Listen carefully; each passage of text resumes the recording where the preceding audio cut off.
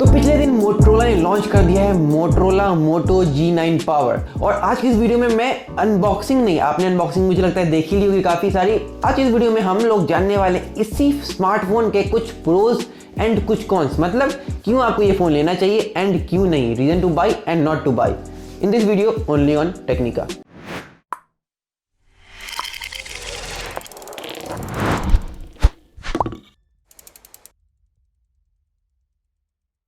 अब सबसे पहले स्टार्ट करते हैं कौन से, मतलब क्यों आपको ये फ़ोन नहीं लेना चाहिए। सबसे पहला जो रीज़न है वो होता है इसका कैमरा। मतलब कि अगर आप इस फ़ोन पे ध्यान से देखते हो तो आपको एक कैमरा मिसिंग दिखता है जो कि है अल्ट्रा वाइड सेंसर। यहाँ पे ट्रिपल कैमरा सेटअप है, 64 मेगापिक्सल है आपका प्राइमरी शूटर, सेकंड आपका जो 2 मेगापिक्सल कैमरा है वो है आपका डेप्थ सेंसिंग के लिए, और लास्टली आपका 2 मेगापिक्सल है मैक्रो का। यहाँ पे अल्ट्रा वाइड सेंसर का मिसिंग लगता है मुझे, क्योंकि अल्ट्रा वाइड सेंसर आज के टाइम पे एक बहुत ही जरूरी नीड हो चुका है सभी स्मार्टफोन के लिए, तो यहाँ पे अल्ट्रा वाइड सेंसर देना चाहिए था।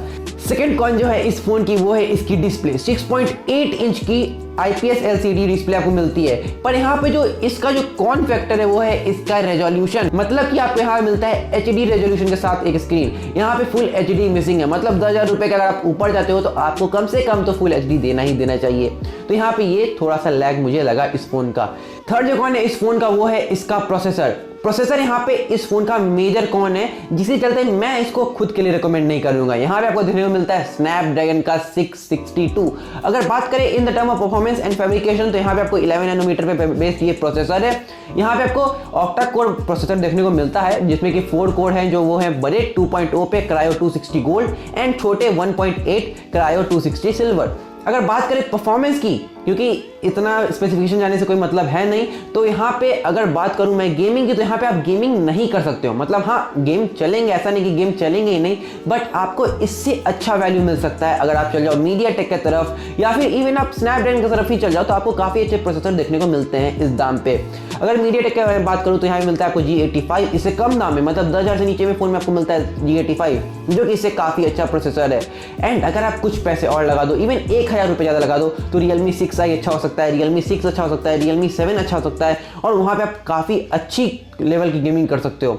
तो मुझे उम्मीद है कि आपको वीडियो अभी तक अच्छी लग रही होगी। अगर वीडियो अच्छी लग रही है तो इस वीडियो को लाइक करो, चैनल को सब्सक्राइब करो, बेल आइकन पे ऑल प्रेस करो, ताकि मैं आपको इसी तरह की वीडियो लाता रहूं बिल्कुल फ्री में और सबसे पहले। और एक और कौन है जो कि थोड़ा सा आप बोल सकते हो ज़्यादा ही कॉन्ट्रोवर्शियल है, मतलब इसकी डिस्प्ले साइज 6.8 इंच की स्क्रीन कुछ लोगों के लिए काफ़ी लंबी हो सकती है, जैसे कि मेरे जैसे लोगों के लिए। ऊपर से अगर मोटोरोला के बारे में बात करें तो मोटोरोला के फ़ोन जो होते हैं वो चौड़े कम होते हैं और वो लंबे ज़्यादा होते हैं, और 6.8 इंच की स्क्रीन काफ़ी ज़्यादा लंबी हो जाती है और आप एक हाथ से उसको यूज़ नहीं कर सकते हो। आप इसे एक तरह से प्रो भी ले सकते हो, इसमें आप बहुत अच्छी तरह से मीडिया कंज्यूम कर सकते हो, मतलब यूट्यूब वगैरह चलाओ, नेटफ्लिक्स चलाओ, तो काफ़ी अच्छा एक्सपीरियंस देखने को मिलेगा। तो ये pro number 1 and con number last है। अगर बात करूं प्रोज की तो इस फोन में जो आपको जो कैमरा सेंसर देखने को मिल रहा है, जो कि प्राइमरी कैमरा सेंसर है, वो है 64 मेगापिक्सल का एंड काफ़ी अच्छी डिटेलिंग निकाल के दे रहा है आपको। और इस दाम पे आप इतना एक्सपेक्ट कर सकते हो कि आपको फ़ोन 64 मेगापिक्सल कैमरा दे। इवन ज़्यादातर फ़ोन 48 ही दे रहे हैं, पर 64 मेगापिक्सल कैमरा एक अच्छा डील है। थर्ड जो प्रो है इस फोन का वो है इसकी बैटरी, और डे लॉन्ग बैटरी, मतलब 6000 mAh की बैटरी इस दाम पे काफ़ी अच्छा है, with the fast charging of 20 what. मतलब डिब्बे में भी चार्जर, वो भी फास्ट चार्जर, और इससे बड़ा मुझे नहीं लगता प्रो आपको देखने को मिल सकता है इस फोन में। वैसे एक प्रो और मुझे देखने को लगा इस फोन में, वो है NFC का सपोर्ट होना। मतलब आपको इस फोन में NFC भी मिलता है, जो कि इस दाम पे क्या 15,000 के दाम तक में भी आपको NFC जल्दी देखने को नहीं मिलता है टाइम पे। तो NFC आप देखने को मिलता है, अच्छी बैटरी देखने को मिलती है, एक अच्छा कैमरा देखने को मिलता है, और डिस्प्ले थोड़ा सा कंट्रोवर्शियल है। मतलब ओवरऑल फोन उनके लिए है जो कि ज़्यादा मीडिया कंज्यूम करेंगे, या फिर आप बोल सकते हो अब बस फोन को ऐसे ही यूजुअली या फिर कैजुअली यूज़ करेंगे। अगर बात करूँ हार्डकोर गेमिंग की तो ये फ़ोन हार्डकोर गेमिंग के लिए मुझे नहीं लगता है बना हुआ है, और ऊपर से ऑल ये फ़ोन जो है वो थोड़ा ज़्यादा चपटा सा है, तो यहाँ पे आपको गेम खेलने में थोड़ा बहुत दिक्कत आ सकती है।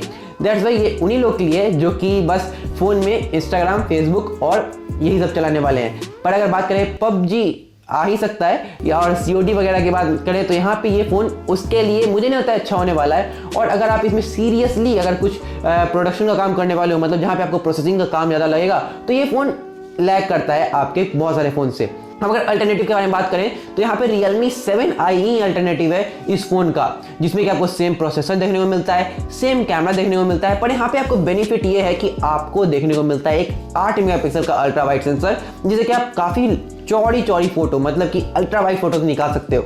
और इस दाम पे आपको कम से कम एक अल्ट्रा वाइड सेंसर देखने को मिलना चाहिए। और तो और 7i लेने का एक रीजन और बनता है, वो है इसकी डिस्प्ले, क्योंकि यहाँ पे आपको मिलता है 90 हर्ट्ज का स्क्रीन। वैसे मैं ये दोनों ही फोन को रिकमेंड नहीं करता हूँ खुद के लिए, इससे अच्छा आप 1000 रुपए और लगाओ, मतलब 13,000 रुपए लगाओ और रियलमी का 6i लो, क्योंकि उसमें आपको अच्छी डिस्प्ले, अच्छा बैटरी, अच्छा प्रोसेसर और ओवरऑल आपको एक अच्छा डिसेंट फोन देखने को मिलता है, एक आपको बजट सेगमेंट या फिर मिड रेंज बजट सेगमेंट में। तो बस फिलहाल की वीडियो में इतना ही था। मुझे उम्मीद है वीडियो अच्छी लगी। वीडियो अच्छी लगी इस वीडियो को लाइक करना, शेयर करना और नीचे कमेंट करके मुझे बताना कि क्या आप इस फोन के लिए इंटरेस्टेड हो। और अगर आपको इस तरह की प्रोज एंड कॉन वाली वीडियो अच्छी लगती है तो आप नीचे कमेंट करके वो भी बता सकते हो। और उसके थोड़े से ऊपर देखना, तो वहां पे आपको सब्सक्राइब बटन दिखेगा, तो प्लीज सब्सक्राइब बटन को प्रेस कर देना, ताकि हम लोग आपके लिए इसी तरह की इंटरेस्टिंग वीडियो लाते रहें बिल्कुल फ्री में और सबसे पहले।